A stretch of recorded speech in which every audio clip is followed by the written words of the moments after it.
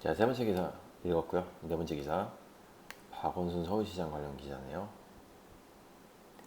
한국일보 기사고요. 박원순 서울시장 한일 민간 교류는 회복돼야.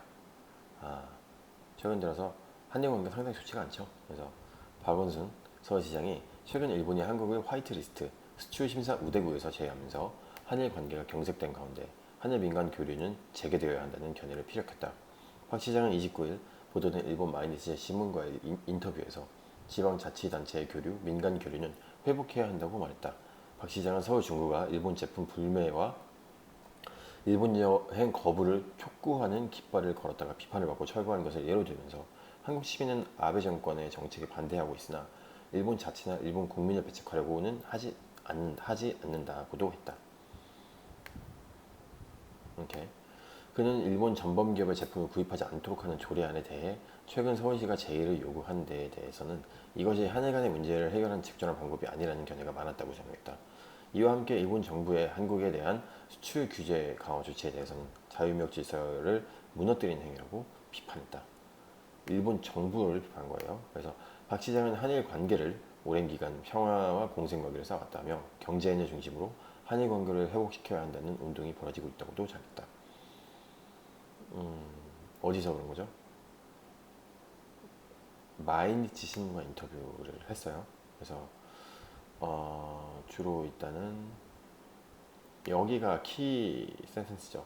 한국 시민은 아베 정권의 정책에 반대하고 있지 일본 자치나 일본 국민을 배척하려고는 하지 않는다 라고 되어 있고요.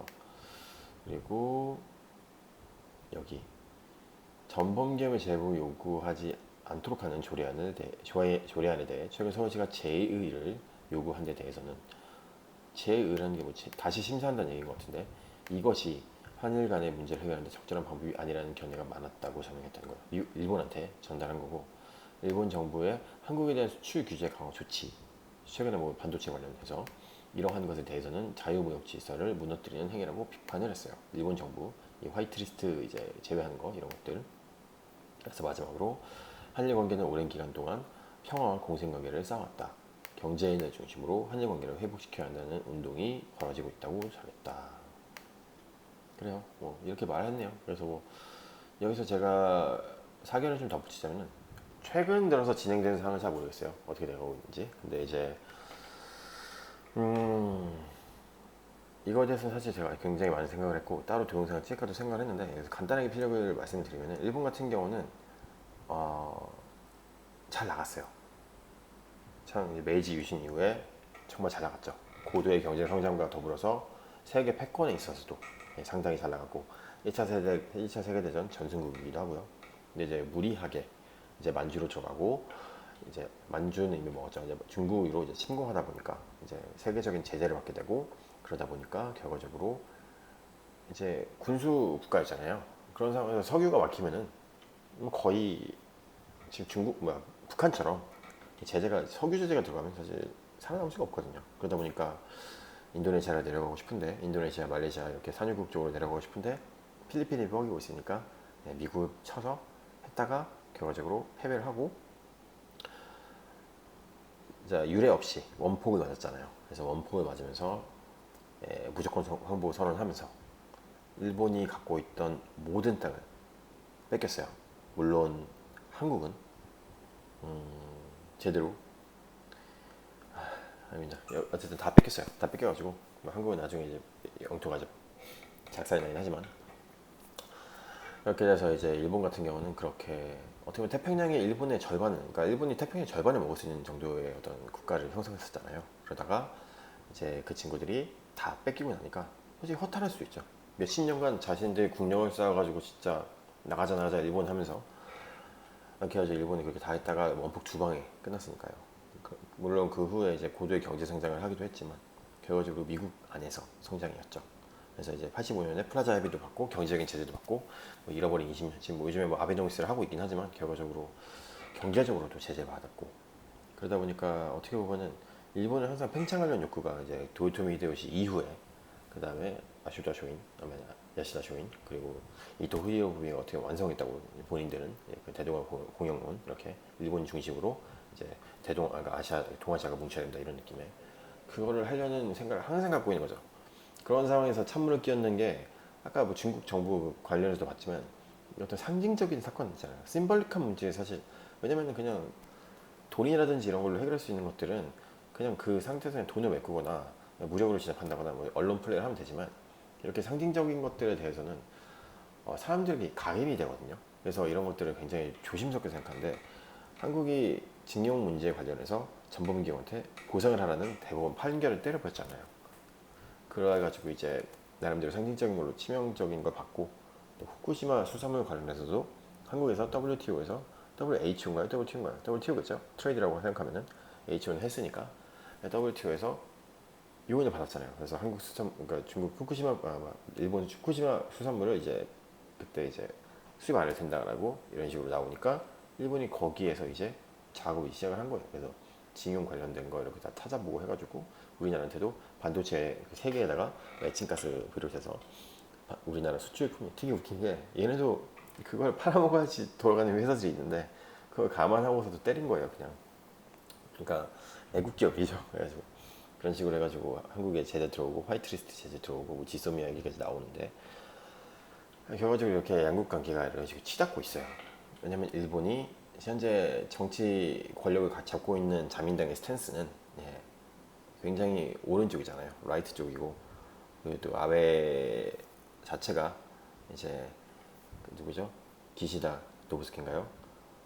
하여튼 무슨 노부스케 그리고 이제 결과적으로 그 야마구치파 그쪽에 사스마 조슈에서 시작됐던 그 메이지 유신의 어떤 전력을 갖고 있는 그쪽 라인에서의 좀 형성된 그 어떤 뭐랄까 그 정치 이념을 계승하고 있기 때문에 굉장히 이쪽은 건드리면 안 되는 거예요. 일본한테는 영린 같은 거거든요. 그래서 한국이 이런 쪽에 지금 점점 건드리고 있고 뭐 위안부 문제에 대해서 강경하게 요구하고 있고 이렇게 하고 있기 때문에 일본 입장에서는 약간 좀 유치할 수도 있지만 일본이 원래 그렇게 유치한 걸 잘 안 했거든요. 사실 국제정치에서 중국처럼 이렇게 노골적인 유치함을 안 했는데 얘네는 차라리 그냥 정복을 해버리거나 이런 식으로 해봤지만 왜냐 일본 사람들이 되게 잘 참잖아요.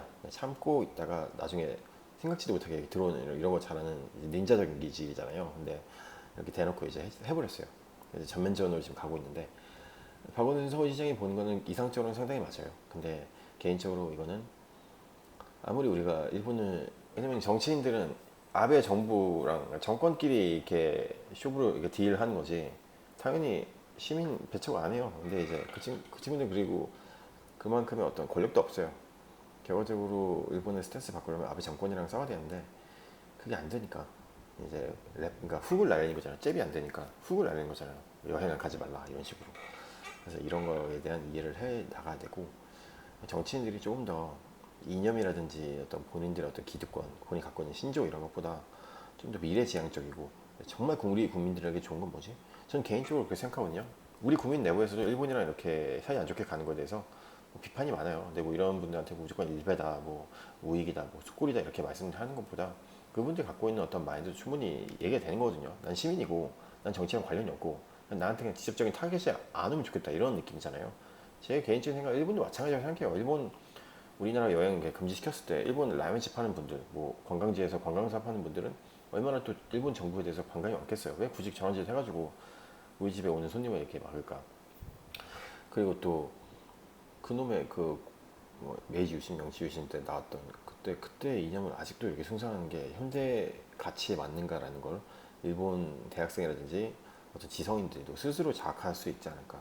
전범 기업, 그러니까 강성한 일본으로 가는 것만이 정말 일본인들이 평화로운, 그러니까 평화롭다기보다는 정말 일본인들이 뭐랄까 행복하게 살 수 있는 것인지 그런 거에 대해서 알아보는 거죠. 약간 느낌이 그런 거예요. 우리 가족이 있어요. 가족이 있는데 아빠는 나한테 계속 서울대 가라고 얘기를 해요. 행복은 선착순이 아니잖아요. 라는 얘기하는 것처럼 세계 사회에서 이렇게 패권을 갖고 가져가는 그런 것들이 과연 그렇게 행복한 것인지 국민들이 일본이 그렇게 옛날에 그렇게 태평양 전역을 다 지배하면서 우리 군수 국가로 해가지고 뭐 이제 엄청난 경제 성장률이 일어나가면서 했을 때도 과연 그때는 행복했을까?